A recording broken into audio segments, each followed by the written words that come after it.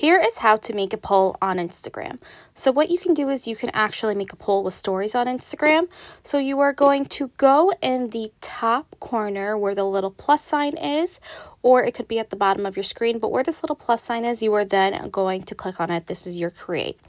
You are then going to go to create a post or a story. So right now we're going to do a story. So I'm going to scroll down and click an image that I want to create a story on. From there, in the top corner, where it has the smiley face with what looks like a post-it note, it's going to be number 2 in the top right-hand corner. I'm going to click on that.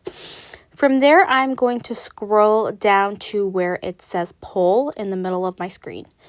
What I'm going to do is ask a question.